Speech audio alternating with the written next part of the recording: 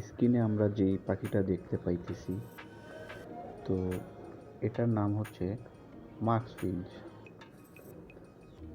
এর বাসস্থান মূলত অস্ট্রেলিয়া, বাট আরব পেনিনসুলা পর্যন্ত এরা ছড়াইছে। এটা বাহির থেকে আনা হয়েছিল, পরবর্তীতে এখন মোটামুটি সবার কম বেশি পালে আর কি, বা বাংলাদেশে পাওয়া যায়। খাবার দাবার অন্য ফিঞ্চ পাখির মতোই, আর জলাশয়ের আশেপাশে থাকতে পছন্দ করে।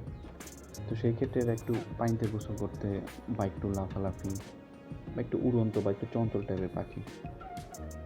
এর ব্রিডিং করানো যায়, ব্রিডিং করানো সম্ভব।